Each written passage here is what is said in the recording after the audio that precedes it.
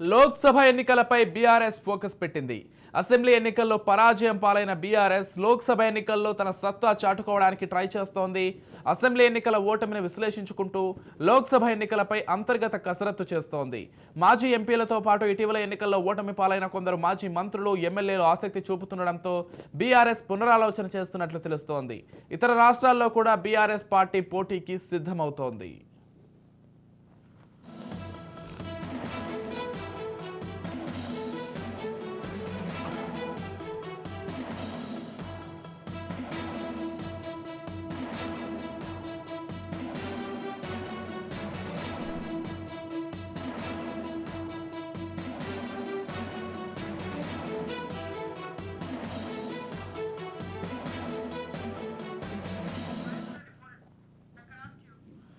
మొత్తంగా పార్లమెంట్ ఎన్నికలకు సంబంధించి బీఆర్ఎస్ ఇప్పటి నుంచే కసరత్తు ప్రారంభించినట్లుగా తెలుస్తోంది. ఎవరిని పోటీకి దింపాలనే అంశానికి సంబంధించి ఇప్పటికే బీఆర్ఎస్ అధినేత కేసీఆర్ ప్రణాళికలు రచిస్తున్నట్లుగా కూడా తెలుస్తోంది. ఇదే అంశానికి సంబంధించి మరింత సమాచారం అందించడానికి మా ప్రతినిధి మహేందర్ ఫోన్ ద్వారా సిద్ధంగా ఉన్నారు.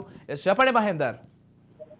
Good morning. కొత్త ఏడాది నుంచి లోక్సభ ఎన్నికల కోసం కార్యాచరణకు బీఆర్ఎస్ పార్టీ పూర్తిగా సిద్ధమైందని చెప్పొచ్చు. ఇక ముందుగా హైదరాబాద్ నియోజకవర్గ సమావేశాలు నిర్వహించి తర్వాత పూర్తిగా క్షేత్రస్థాయిగా పూర్తిగా సమావేశాలు నిర్వహించాలని వాళ్ళంతా కూడా ఒక వ్యూహంతో వెళ్తున్న పరిస్థితి కనిపిస్తుంది. ఇక తెలంగాణ తరఫున ప్రశ్నించే గొంతుకగా మేమున్నామంటూ ఇక లోక్సభ ఎన్నికల్లో కూడా ఎదుర్కోవాలని గులాబీ పార్టీ భావిస్తుంది.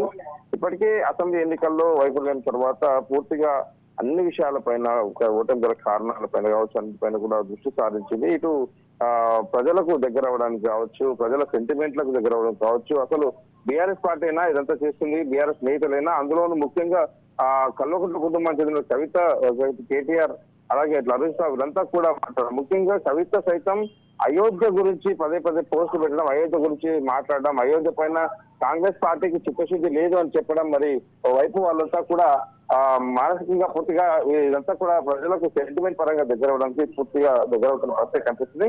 ఇక చేవెళ్ల పార్లమెంట్ పైన కూడా గులాబీ బాస్ ఎవరికి రంజిత్ రెడ్డికి టికెట్ ప్రకటించినట్టుగా తెలుస్తుంది. ఆ రకంగా ఆయన పనులు కూడా చేసుకోమన్నారు. మొత్తానికైతే శాసనసభ నియోజకవర్గ వారిగా సమావేశాలు ఏర్పాటు చేసుకోవాలి. కేటీఆర్ అసెంబ్లీ ఎన్నికల ఓటమితో కుంగిపోదని మనోధైర్యంతో వారందరూ కూర్చుంటారు. ఓటమి పాలన బీఆర్ఎస్ పార్టీ అభ్యర్థులే నియోజకవర్గ ఇన్ఛార్జ్ గా కొనసాగుతారని కూడా స్పష్టం చేశారు. ఎక్కడైతే ఎవరైతే వైఫల్యించారో వాళ్ళే అభ్యర్థులే ఇన్ఛార్జ్ గా ఉండడం అనేది కూడా ఒక బిగ్ ఛాలెంజ్ అని అనుకోవచ్చు. మరోపక్క ఇటు నియోజకవర్గంలో విస్తృతంగా పర్యటించాలని నేతలు కూడా సూచించారు. ఇక్కడ కూడా మెజారిటీ శాతం మనం పొందాలి. 17 స్థానాలకు 17 గతంలో 6 16 అనేటట్టు కాకుండా హైదరాబాద్ మొత్తంగా కూడా 16 స్థానాలు కూడా మనమే రక్షించుకోవాలనేటువంటి కుతలు చేస్తున్నారు. ఓటమిని పూర్తిగా అంగీకరించిన నేపథ్యంలో పూర్తిగా అయితే ఇటు లోక్సభ ఎన్నికల అయితే దృష్టి సారించింది ఈ బీఆర్ఎస్ పార్టీ. అందుకు తగ్గట్టు బీఆర్ఎస్ ఇప్పటికే వ్యూహాలు కూడా రచిస్తున్న పరిస్థితి కనిపిస్తుంది.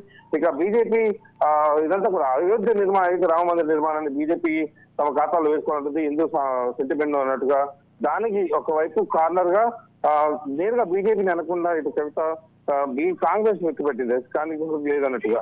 ఆ గతంలో మహిళా బిల్ కోసం అటు ఢిల్లీలో చేసింది. ఇప్పుడు అయోధ్య పైన కూడా విస్తరించడం, ఇవన్నీ కూడా ఒక్కొక్కటిగా ప్రజలైతే గ్రహిస్తున్న పరిస్థితి కనిపిస్తుంది. మొత్తానికి సెంటిమెంట్ పరంగా అయితే ఇబ్బందులు పడే అవకాశం ఉంది.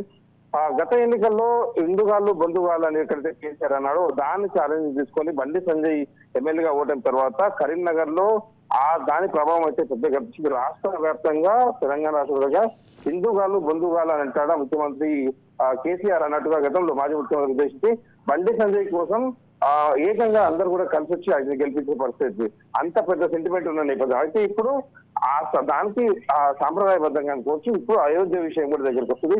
సో ఇప్పుడు ఈ సెంటిమెంట్ల విషయంలో చాలా జాగ్రత్తగా ఉండాలని వీరంతా ఒక ప్లాన్ తో ఉన్న నేపథ్యం.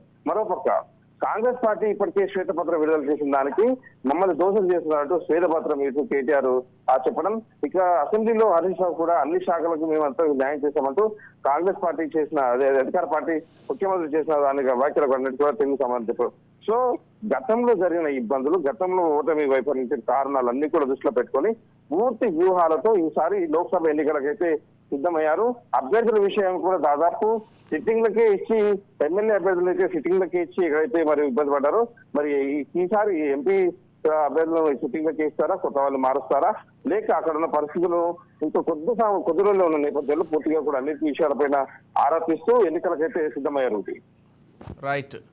అంటే మొత్తంగా ఈ లోక్సభ ఎన్నికలకు సంబంధించి ఒకవైపు బీఆర్ఎస్ వాళ్ళ ప్రణాళికలు రచించుకుంటుంటే కాంగ్రెస్ కూడా రాష్ట్రంలో అధికారంలో ఉంది కాబట్టి ఖచ్చితంగా ఎక్కువ స్థానాలు తామే గెలుచుకోవాలని కాంగ్రెస్ కూడా వ్యూహాలు రచిస్తోంది. మరోవైపు అమిత్ షా కూడా కేంద్రం నుంచి రేపు ఎవరు ఎల్లుండి తెలంగాణకు వచ్చింది అంటే ఇదే మళ్ళీ లోక్సభ స్థానాలకు సంబంధించి ఎలా పోటీ చేయాలి, ఎవరిని రంగంలోకి దించాలని వ్యూహాలు రచిస్తున్నారు.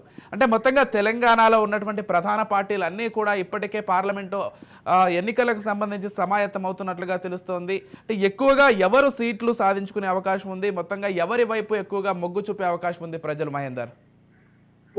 లోక్సభ ఎన్నికల రూపంలో పెద్ద పరీక్షనే అనుకోవచ్చు బీఆర్ఎస్ పార్టీకి. మొన్న ఓటమి తర్వాత ఇది ఒక పెద్ద పరీక్ష అనుకోవచ్చు.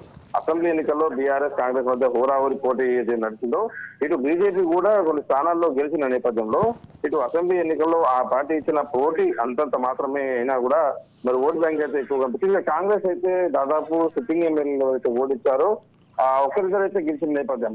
అయితే వాళ్ళలో కూడా దాదాపు కాంగ్రెస్ పార్టీ ఎక్కువ ఓట్లే సాధించింది. ఎక్కడైతే కాంగ్రెస్ పార్టీ లేదన్నామో ఆ ప్రాంతాల్లో కూడా ఆయా నియోజకవర్గంలో కాంగ్రెస్ పార్టీ ఎక్కువ ఉన్న నేపథ్యంలో అలాంటిది ఇటు బీజేపీకి ఓట్ బ్యాంకింగ్ పెరగడం, ఇటు కాంగ్రెస్ పార్టీకి ఓట్ బ్యాంకింగ్ పెరగడం, దీంతో బీఆర్ఎస్ పార్టీకి ఇప్పుడు లోక్సభ ఎన్నికలను పెద్ద ఛాలెంజ్ అని చెప్పొచ్చు, పెద్ద పరీక్ష అని చెప్పొచ్చు. ఇటు కాంగ్రెస్ తో పాటు బీజేపీ కూడా రేస్ లో ఉన్న నేపథ్యం.